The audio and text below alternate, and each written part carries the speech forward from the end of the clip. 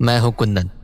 उन दिनों मैं नाना जी की बरसी पर नानी के गांव आया हुआ था, पर वहां पहुंचने के बाद मुझे बार बार नींदों में नाना जी की आवाज़ सुनाई देने लगी। उस रात जब मैं अपनी मम्मी और मासी के साथ सोया हुआ था, तब भी कुछ ऐसा ही हुआ। कुंदन बेटा, कुंदन बेटा। और डर के मारे मेरी नींद खुल गई। कमरे में देखा तो मासी और मम्मी आराम से सो रहे थे, तो मुझे लगा मैंने कोई बुरा सपना देखा होगा। पर तभी कुंदन बेटा, कुंदन बेटा। हाँ? इधर आओ, इधर आओ बेटा। हाँ?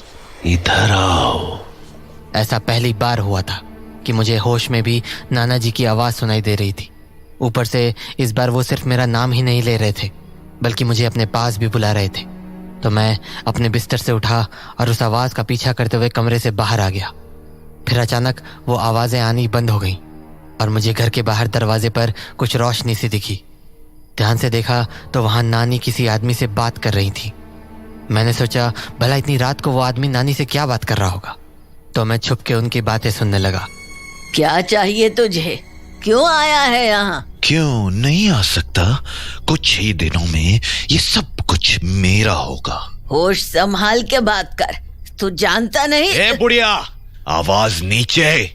भूल मत कि तेरे आगे पीछे अब कोई नहीं है। तो तू मुझे यहाँ धमकी देने आया है? धमकी नहीं रे बुढ़िया, मैं तुझे तेरा भविष्य बताने आया हूँ। चला जा यहाँ से। जाएगी तो तू यहाँ से, वो भी हमेशा के लिए। और ये बात तू भी अच्छे से जानती है।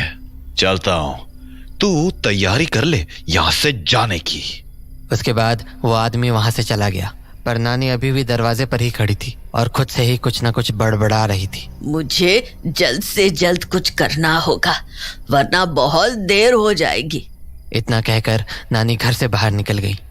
मैंने सोचा भला इतनी रात को नानी कहाँ जा रही है, तो मैं भी उनके पीछे पीछे घर के बाहर निकल गया। रात बहुत ज़्यादा हो चुकी थी, तो बाहर काफ़ी अंधेरा था।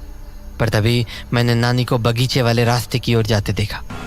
मैंने उस बगीचे के बारे में मासी से कई बार सुना था कि वहाँ पर रात को कोई नहीं जाता, पर फिर भी मैं डरते डरते नानी के पीछे जाने लगा। कुछ ही देर में मैं बगीचे के पास पहुँच गया और मैंने देखा कि नानी बगीचे के गेट के सामने खड़ी थी। वो बगीचा आज रात भी वैसा ही खौफनाक दिख रहा था। तभी अचानक नानी बगीचे के अंदर चली गई। मुझे तो ये देखकर झटका ही लग गया, क्योंकि अब तक मैंने बगीचे को लेकर जो भी सुना था उससे यही समझ पाया था कि आज तक जो भी बगीचे के अंदर गया वो कभी लौट कर नहीं आया।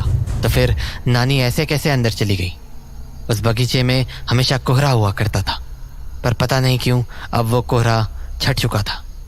मुझे ये बात काफ़ी अजीब लगी और जब मैं बगीचे के दरवाजे पर पहुंचा तो कोहरा छटने के कारण मुझे बगीचे के अंदर जाता हुआ एक लंबा रास्ता दिखा।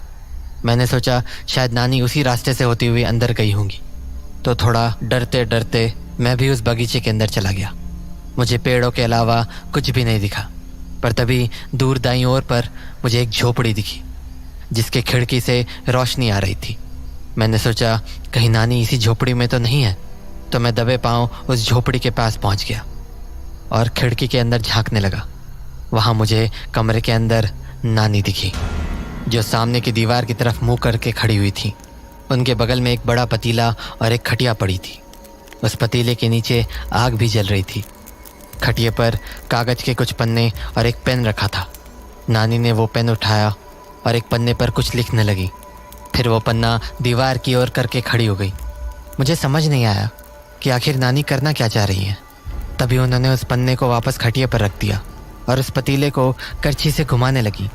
मुझे ठीक से तो नहीं दिखा कि उस पतीले में क्या है, पर करछी के घुमाने से वो पतीला तेज़ी से खौलने लगा। उस पतीले को खौलता देख नानी ज़ोर से हंसने लगी।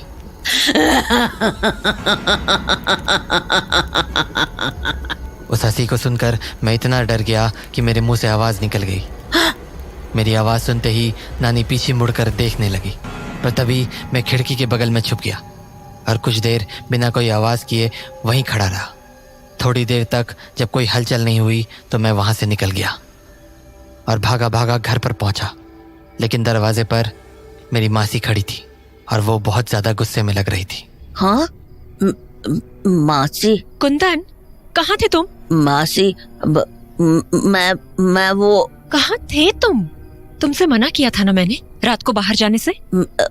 मासी वो कुंदन, सच सच बताओ, तुम बगीचे के पास तो नहीं गए थे ना? मासी मासी क्या मासी? बताओ मुझे। नहीं मासी। तो कहाँ थे तुम? मासी वो क्या वो? चुपचाप अंदर चलो। तो मैं जाकर अपने बिस्तर पर लेट गया और सोने का नाटक करने लगा, पर मेरा शरीर अब भी कांप रहा था, क्योंकि मेरी जान तो ये सोचकर निकली जा रही थी कि कहीं बगीचे में नानी ने मुझे देख न लिया हो। इसी डर में मेरी आंख कब लग गई मुझे पता भी नहीं चला। अगली सुबह जब मेरी नींद खुली तो मासी मेरे बगल में ही बैठी हुई थी। मासी उठ गए तुम? मैं तुम्हारे उठने का ही इंतजार कर रही थी। मासी अब बताओ, कल रात बाहर क्यों गए थे तुम?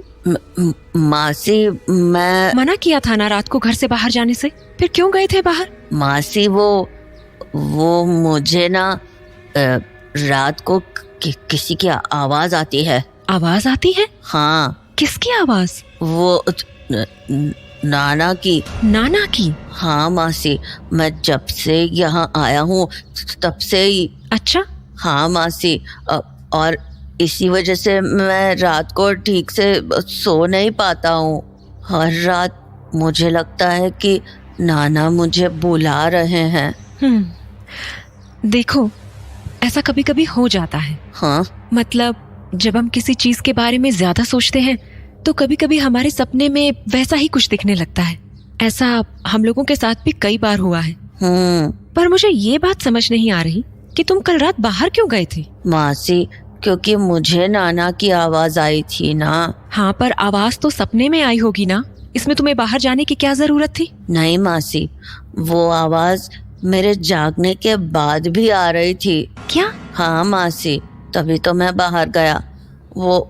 वो मुझे अपने पास बुला रहे थे। क्या बोल रहे हो ये तुम? सच्ची मासी, वो मुझे बोल रहे थे, इधर आओ इधर आओ। बातें बनाना बंद करो तुम, समझे? पर मासी। अरे क्या हो गया? नहीं मासी, प्लीज नानी को मत बताना, प्लीज। सॉरी। हाँ, तो ये हरकतें करनी बंद करो तुम, समझे? अगर दोबारा रात को बाहर निकले ना तो याद रखना। ठीक है मासी, नहीं निकलूंगा, पक्का।